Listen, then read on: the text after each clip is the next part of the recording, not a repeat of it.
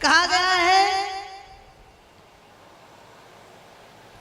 नर्मदा के तट पर दिव्य ऋषि मुनि वास करते हैं, सिद्धजन वास करते हैं।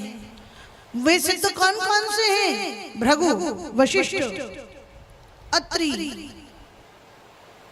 गार्ग, कंक, ऐसे कितने ही असंख्य ऋषि मुनि हैं जिनने नर्मदा तट का आश्रय लिया और वे सब देवलोक को या ब्रह्म पद को प्राप्त हो गए। इसलिए नित्य निर्मल चित्त वाले मनुष्य को नर्मदा के महत्व को जानना चाहिए, नर्मदा महात्म्य का पाठ करना चाहिए। इससे मां नर्मदा उस पर कृपा करती है।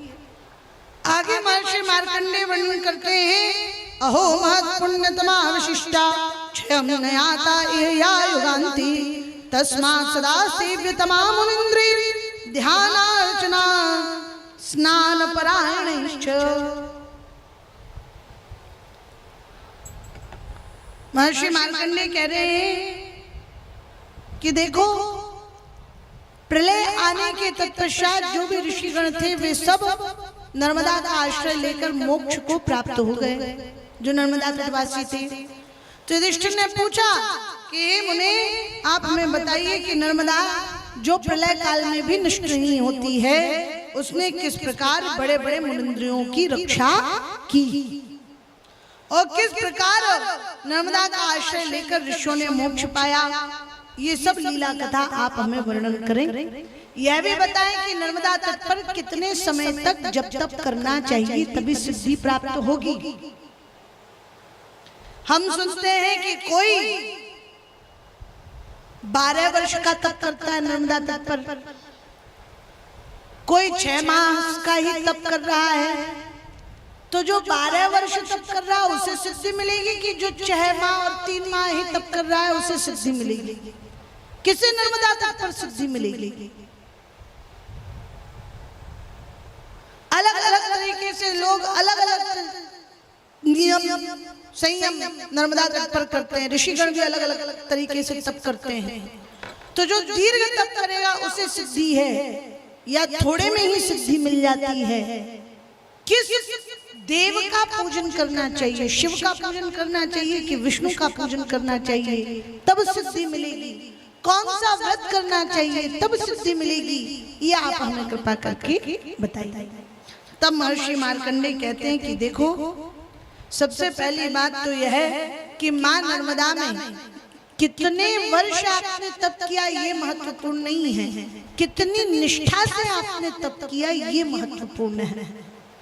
जो पूर्ण निष्ठावान होकर के, श्रद्धा विहित होकर के, श्रद्धा निहित होकर के और अच्छे से भी मां नर्मदा की सेवा पूजन करेगा और रुद्र सूक्त का नित्य 10 बार पाठ करेगा।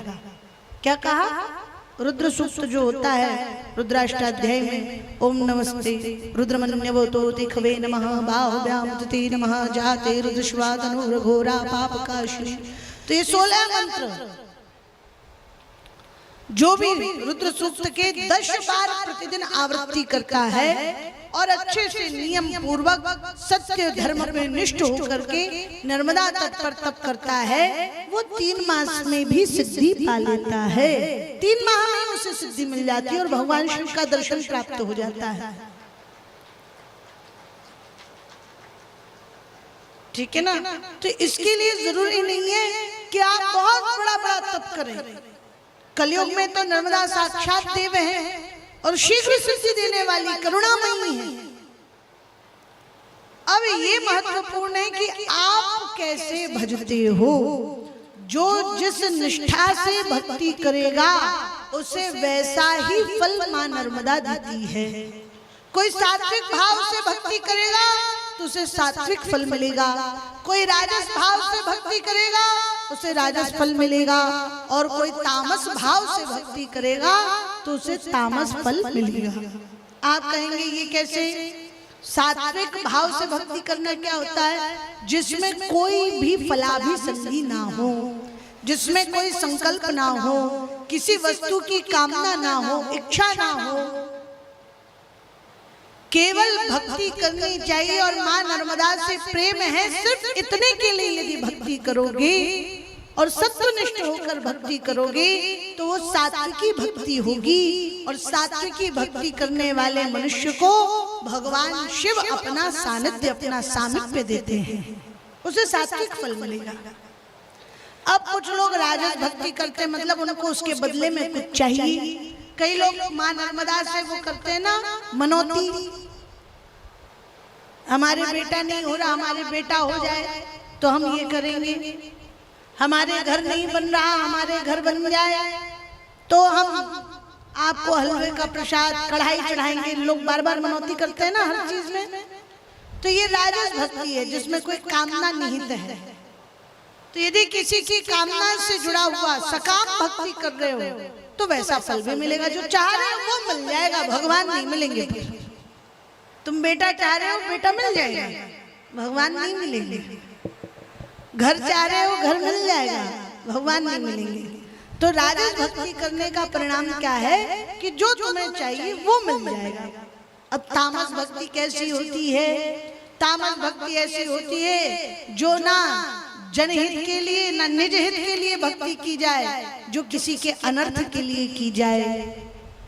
ये मेरा दुश्मन है, इसका नाश हो जाए, मेरे शत्रु का नाश हो जाए, यहाँ विध्वंस हो जाए, उसका काम बिगड़ जाए, किसी के अहित के कामना से की गई भक्ति। अब वो भक्ति थोड़ी हुई जिसमें भाव ही अच्छा ना हो, जिसमें किसी के अहित का ही भाव हो, तो क्या होगा?